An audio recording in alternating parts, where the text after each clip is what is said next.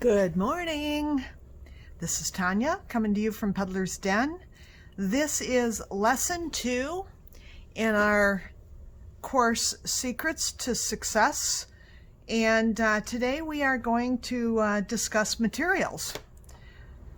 This is basically going to be a tutorial to help you be smart shoppers and to help you understand a little bit more about some of the materials we use and why we use them.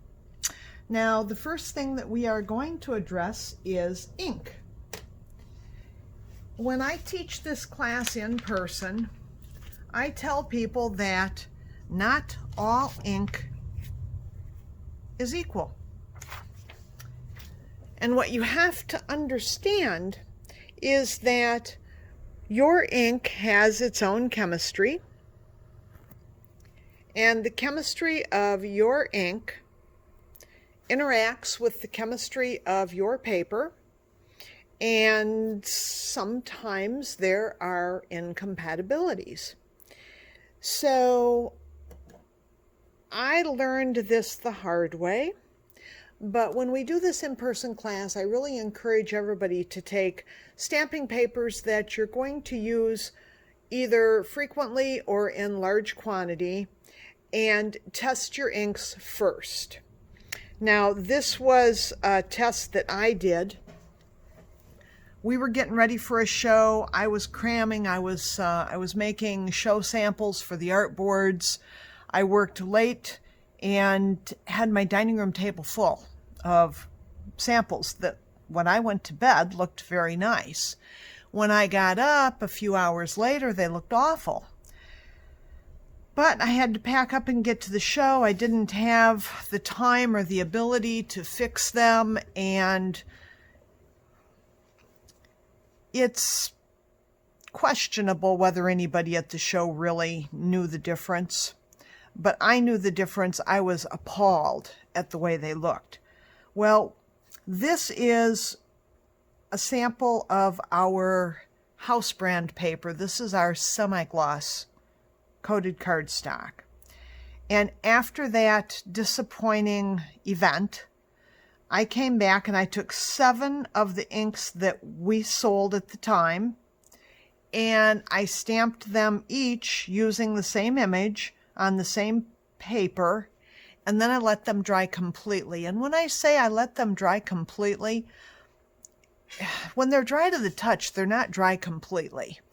When they're dry to the touch, the chemistry interaction is still occurring. And so many hours later, you can come back and your artwork just doesn't look very good. Well, what had happened to me was I was in a hurry, and I was too lazy to go get my Memories black ink, which is what I typically use as my blending black and my black to enrich my shadows. I typically use my StazOn ink as what I call my foundation stamping, or the stamping for my main images, so that when I work on top of them, they don't smear and reliquify. Well, I was lazy and I used Marvy. And I hope the camera is discerning enough for you to see the difference in intensity in these 3. The Memories and the StazOn tend to provide a really rich, dark black, and it remains dark and rich after it's completely dried. The Marvy, on the other hand, looked fine when it was wet and as it was drying, but when it was completely dry, there's a chemistry imbalance and it is much grayer. In my first segment, we talked about how desperately important it is to have your dark darks and your bright whites. And for me to lose my dark black, for it to become this grayed out version, actually made all of my samples look washed out and flat. Remember, you need that rich, deep shadows to give your artwork the maximum amount of dimension. And when you lose those, it tends to make it look flat. And that's what had happened to me. So My recommendation to you is to take whatever paper you plan to use often or a lot of. Take your favorite, especially your black inks, because the black is more critical than any other color, and do something like this. Test it out, see how the ink actually performs. I tell people ask me frequently, what's the best ink? Well, the answer is it depends. It depends on what you're going to do and what you're going to pair it with. We would not have so many choices of ink if one size fit all, but one size does not fit all. Now, I explained that your ink interfaces with the chemistry of your paper. Now, this is an interesting illustration. This is a large illustration. This middle one was stamped with Marvy, and I hope you can tell that it's actually the best of the three. Here's the Memories, which is customarily one of my favorites, and the Stays On. But on this particular brand of craft paper, the Marvy actually performs the best. And again, that's because the chemistry of this specific brand of craft paper is more compatible with the Marvy than it is with the other two. I later did a more complete test here, and I used Stays On, Memories, Memento, Powder Puff from Quick Quotes, Marvy, and Versafine. Now, I don't know if you can actually see the differences because this is a smaller image and it's actually less detailed than the other larger image. Some of the ink is filling in a little bit better, and you probably could make an argument that you could use any one of these three and have good success. But at the end of the day, if you could see this in real, the Marvy is the blackest, richest black. Again, that is limited to this specific brand of craft paper. To further confuse the issue, I'm sure that's making you very happy. Ink manufacturers and paper manufacturers sometimes change their chemistry. Now, I've been in commercial printing since 1975, and I'm a little bit of an expert on paper. And I have seen the paper chemistries change dramatically over the years. We went through a period of almost 2 years where we could hardly print anything on our commercial presses and have it be the quality we wanted it to be because the paper mills had changed the chemistry of the paper to comply with federal law, and the technology of the ink had not progressed to the point where it was compatible. So that was a horrible time. But we're going to look at this. This is all stamping ink. I have detailed here new paper. This is the new digitally compatible chrome coat paper. Now, chrome coat, of course, is a leading industry brand, and it's used widely. And a couple of years ago, I was so frustrated. It didn't matter. I could stamp my black in any ink I wanted. I could let it dry overnight. I could then heat set it, and it didn't matter. If I took a dye-based ink and I began to drag the ink across it, it would smear. The inks just don't bind to that paper like they used to. I tore my hair out. I tried every black ink that we owned. I tried every tip or trick that there was, and no matter what, when I would drag the ink across it, it would smear. I hope you can see this. Let me see if I can bring it up closer to the camera for you. So I am going to Hopefully this is refocusing. Hopefully you can see that these colors are very dirty. This image here looks like it's been smeared because it has. And this was the best I could get. Alrighty. Fast forward to the old paper. This is the older chrome coat. And you should be able to see that I drug the ink across here and I didn't get the smearing. I mean, here you can see black being pulled out into the pink. Here you can see that this is just a dirty color. And over here, it's pretty crisp. So this is the old paper chemistry, which is before they tried to make everything more digitally compatible. So, what was the remedy? Well, I called my distributor. He said, no, they didn't change the paper. And I said, we're not even going to go there. I need to talk to the mill. When we finally were able to talk to the mill, they said, well, you know, we did change the formula, but it shouldn't have made any difference. At which point I laughed hysterically because I knew they've changed the formula, and of course it makes a difference. So what I did at that point, I asked the mill if there were any cases of the original paper still available anywhere in any warehouses. And we were able to track down quite a lot of it. And I bought it all. I bought as much as I possibly could. I didn't care where they had to ship it in from. So if you go to our website, you will find a chrome coat that I think I'm calling it premium chrome coat. It is coated two sides, and it is the original formulation, which is better.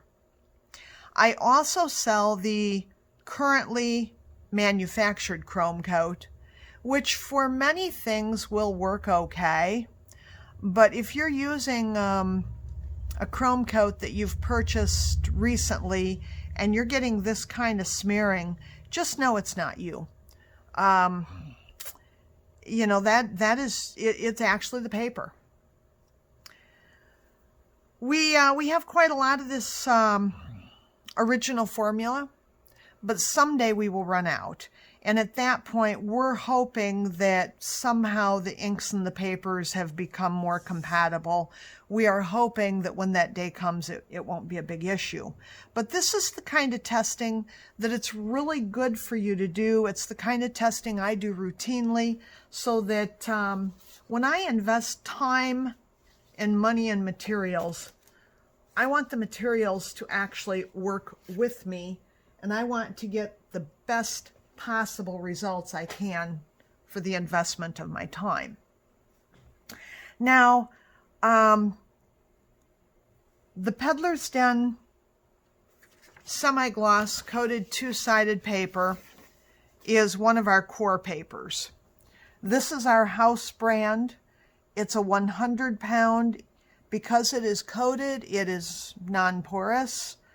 Because it is semi-gloss, it is less slippery, which for many beginners is better. A lot of beginners have a hard time with the incredibly slippery stuff. I have also found that the inks dry better on the semi-gloss, and for whatever reason, the semi-gloss seems to be a little more color fast. The high gloss tends to fade more quickly and more easily. And again, your colors won't all fade at the same rate. And that's normal. That's normal for printing ink. That's normal for stamping ink. That's normal. Now, we do use quite a lot of uncoated paper as well. We have a house brand, I think on the website it's just called Bright White or Economy Bright White. I love that paper. We carry it in 65, 80, 100, 130, and 160 pound. So it's available literally for any project, any weight that you might need. Mediums and techniques that perform better on uncoated cardstock include pen pastels. Pen pastels are very difficult to use on coated cardstock. So our economy bright white is very good for those. Color pencil, it's very good for color pencils. Alcohol ink performs best on uncoated cardstock, and it will perform adequately on our economy paper, but it will perform better on our white Neenah, our solar white Neenah, on the Curious Metallics Cryogen white, or on the papers that are marketed by the alcohol ink companies like the Express It and so forth. In my opinion, if you're using water-based markers, they perform fairly well on any cardstock as long as you have the appropriate skill level. So if you're just going to use a dye-based or a water-based coloring method, then the paper selection is less important. Now, even though the alcohol ink works better on, let's say, the solar white, or these other mediums work good on the economy, if you're just going to use any white paper, let's talk a little bit about what makes one better than the other. Your stamped images, if they're highly detailed, like our Courier and Ives reproduction. So the Courier and Ives reproductions are very, very, very detailed, and we're going to just explore how they might look on different papers. So we are going to start with our platform. We've used Grip It to hold our stamp to the platform, and I am going to take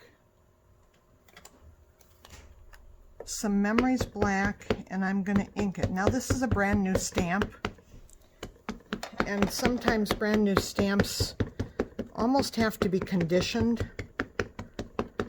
and you'll notice that I'm using a large piece of paper, because with the platforms it's difficult to stamp off of the edge of the paper without using a larger sheet, and with the Grip It it's difficult to get them to put it right next to the edge of the paper. Yeah, I see we're having a little bit of trouble getting this to ink right.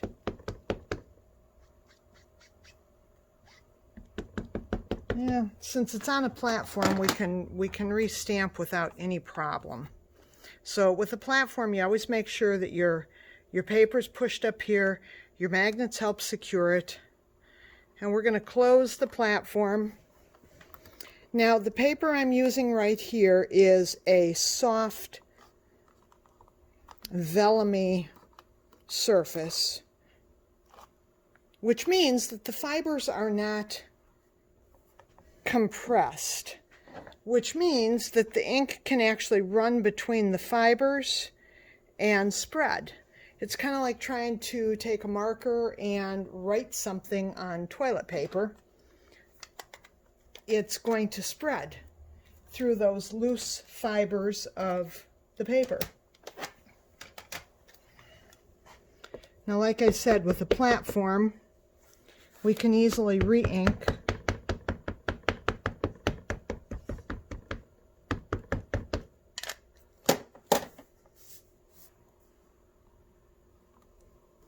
Press.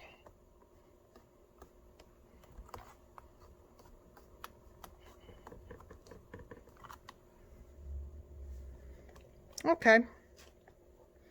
So here we have it, and I'm going to mark this as vellum surface. This is loose fiber.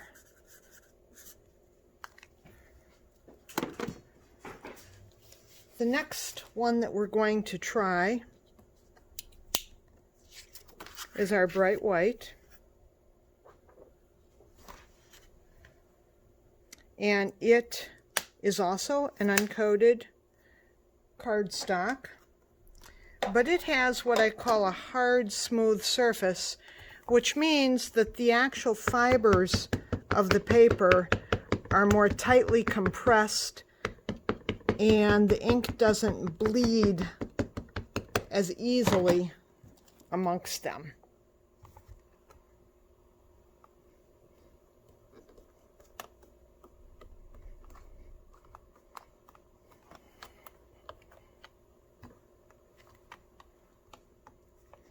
Well, that's the first press. The other one we inked and we pressed twice. So this is the bright white, smooth economy. And it doesn't really matter for something like this if you're just using it as a surface illustration. It doesn't really matter what weight it is, but for most purposes I prefer the 100 pound. And now we're going to compare that to our semi-gloss, which of course is a coated cardstock. So it is, for the most part, non-porous. It's not as non-porous as plastic or metal, but for the most part, it is non-porous. So we're going to close the lid here.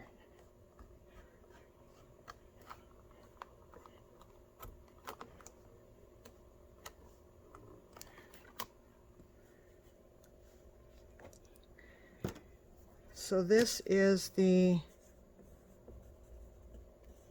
semi-gloss coated.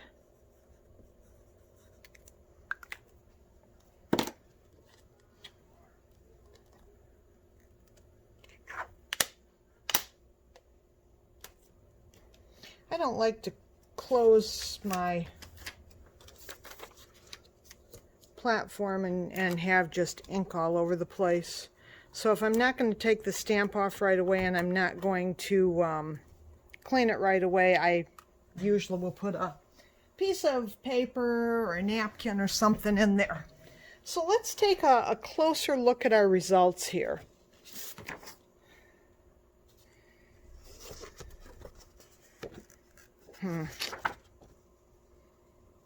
Can you see the difference in clarity?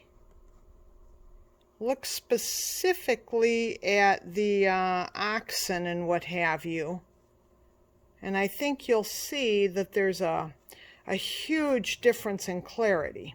Why is that? It's because the ink was able to bleed between the fibers of the paper here.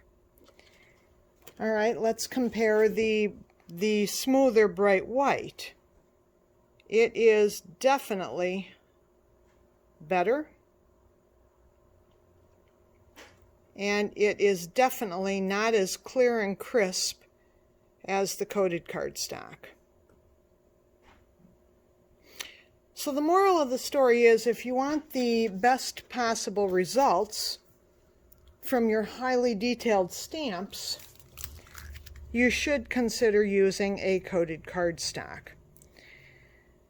However, if you need to use, let's say, a pan pastel or pencils, or if you want to use a technique where the coated cardstock is not terribly compatible, you want to choose a paper that has a smooth, hard finish, even if it is uncoated. Now, this is another one of our highly detailed images. This is called the Grotto. I fell in love with this. It's another reproduction from the 1800s, and I had to have it. I have colored it with different medium, but honestly, my favorite way of using this is to stamp it on coated cardstock and then to simply use colored glitters with it. And in this one, I used, I forget the number of this. I think it's called Canadian Blue, but if any of you are interested, I'll look up the color of this one. It is one of the opaque glitters, and then this is our number 85 Crystal, which we use profusely all the time. But hopefully, by my tipping it and what have you, hopefully you can see how it shines, and yet you're able to really see that it holds the detail. So that's my favorite way of coloring and embellishing these highly detailed images. I don't have it with me, but I have another sample where we used the Currier and Ives Winter Pastimes, and I colored it just with the transparent glitters, but I used several different colors, and I love it. So, you know, these are all ideas.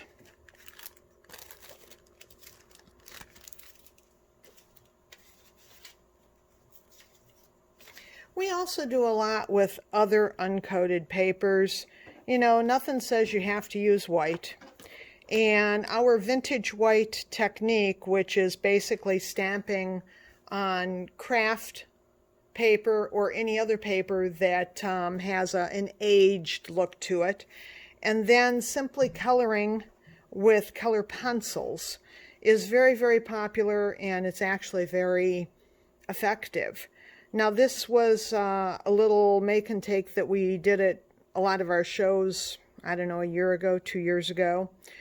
And we stamped everything, and then we went back with the white pencils and we highlighted, and if need be, if your black image is a little weak, you can go back with a black pencil and deepen your shadows. But if you're going to do something like this, I encourage you to notice that, you know, you highlight it, and hopefully you can see on the cows here, we have some really bright highlights, and then we have some soft highlights, and then we actually have some of the paper showing through. You don't just make everything solid.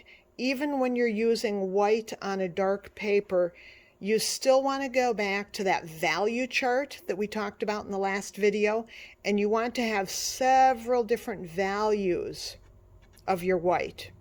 So we have everything from a bright white to a deep black and several shades in between.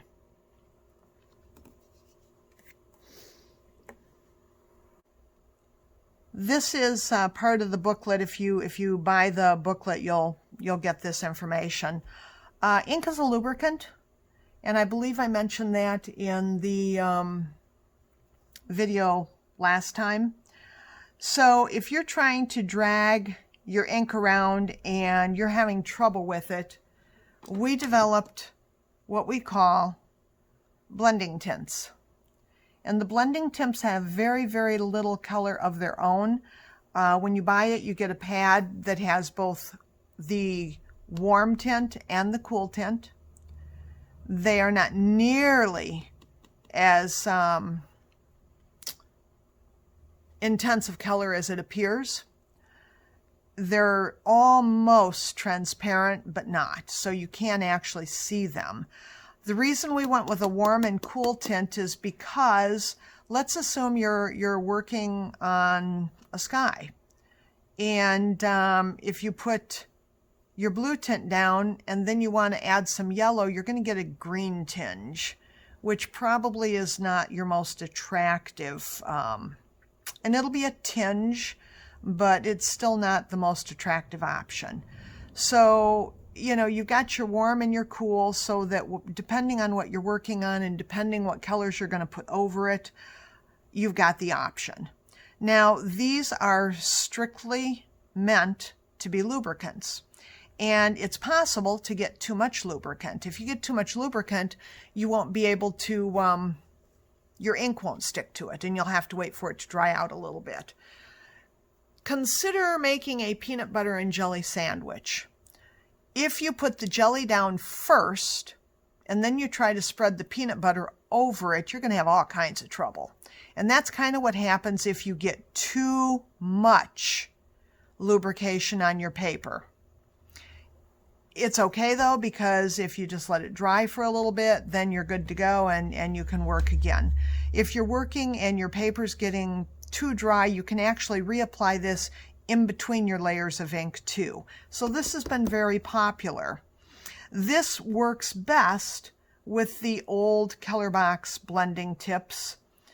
When we designed our own blending tips, when we designed our Makin a Scene blending ovals, which we're now using full-time, we designed them to have a slippery hard surface. So we take a slippery oval, we put slippery ink on it, and we drag it across slippery paper. You may need the blending fluids occasionally, but you'll need them much more if you're using the Color Box tips instead of our blending ovals.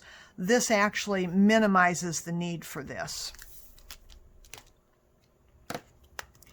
One of the other things that we have brought out that bears mentioning at this point is our Scenic Elements stencils. There are many times when a stamp is just not your best option. We started out with moons, both the horizon line with the moon as well as just moon stencils, and landforms. These are all different shapes so that you can do layered distant mountains. These are rolling hills so that you can do layers of rolling hills or grasslands, pasture, and what have you. And then we moved into actual objects. Now these are all meant to be used in place of stamps. So we have a variety of birds, we've got some cats, we've got some bats, and we've got some geese.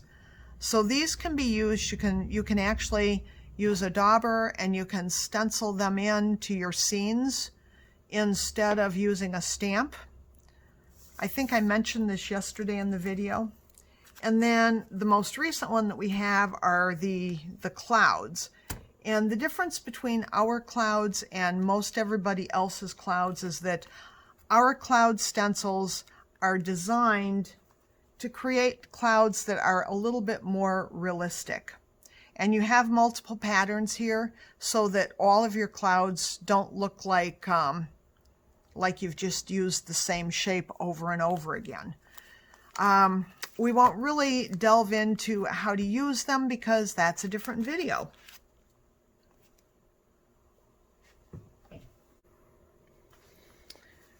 Earlier we talked about how all black inks are not equal. Well, all dye-based inks, all of your colored inks are not equal either. Generally speaking, you can use just about any dye-based ink to achieve the same results if you use the right paper, you use the right tools, and you have some skill. But I want to talk a little bit about what makes our ink line different and why it is a great choice for scenic stamping. Some of you have probably taken Copic marker classes or classes that work with alcohol inks and color. And you were probably taught that to properly blend and to properly use those alcohol inks, that you want to use color families. And Copics have really done this, in my opinion, the best of anybody out there. They're also very expensive, but you know what? I love my Copics. Similarly, the Makin a Scene ink collection was designed to be used in color families. So for instance, we have 4 different shades of blue here that you could use. If you're used to using duos, that's a pair. Trios, that's 3. And sometimes you even want to go into quads, which is 4. Pretty much every color that we have at least a duo. Many of them we have trios, and many of them actually cross over. And you've seen that if you've taken the Copic classes as well. Because of this, the Makin inks are a great choice for scenic stampers. So earlier I referenced that I believe the semi-gloss cardstock is a little more color fast than the chrome coat or other high gloss things. The semi-gloss seems to resist fading a bit, which brings us to the use of a sealer. There's quite a debate in the industry, you know, to seal or not to seal. What are the benefits of sealing? If you're going to seal, how do you do it? What do you use? We don't seal everything, but when we seal, we use the Krylon Crystal Clear. This is a spray sealer that you can purchase just about anywhere. You can get it probably at any craft store and probably at many hardware stores. I don't like a really thick, high, glossy finish. I prefer more of almost a satiny or a semi-gloss. So when I use this, I will do a light dusting. And you don't want to get too close to the artwork, because if you get too much of this on, or if you get a drop of it on, it will liquefy the ink and it will run. So you got to be very, very careful. I have ruined things by spray sealing them. I usually take a box or something to contain the overspray, and I'll lay my artwork in it, and I will always start with the nozzle off of the artwork. So, you know, here's our nozzle. I would start if, oh, hang on. If this is the artwork, I would start over here, and as I'm pressing the nozzle, I would do a light dusting, and then I would stop. And I do mean a dusting. Once that's dry, I would go back, I would start off the paper, and I would do another light dusting. Never release that nozzle. Never press it, never release it when you're actually over your card. That's when you're likely to get a big drop and ruin your scene. After the second dusting, when it's dry, I'll go back and I'll do a third dusting. For me, that's enough. I want just enough to seal it. I want enough to help protect it. And I don't want to build up a real thick, shiny, plastic-like surface. That's my own personal preference. This is supposed to help protect your artwork from moisture. Because a lot of mine is handled in classes and displayed under bright lights and what have you, I seal more now than I used to. You can use this with inks, you can use it with pen pastels, you can use it with, you know, pretty much all of the different techniques that we use. And it probably will help, it probably will delay your fading a little bit. A lot of people spray seal because they say it really brings the color out, and in many cases that's true too. If your color is looking lackluster and dull, a lot of times spray sealing it will help revive it.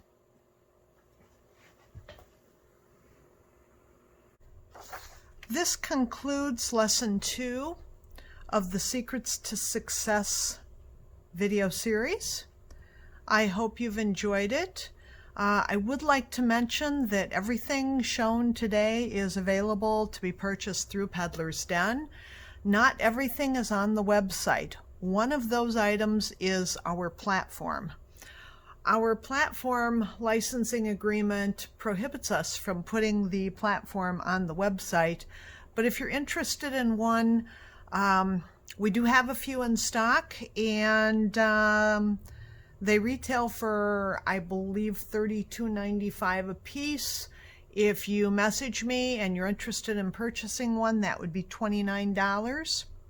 So once again, thank you for joining me today, and I look forward to lesson 3.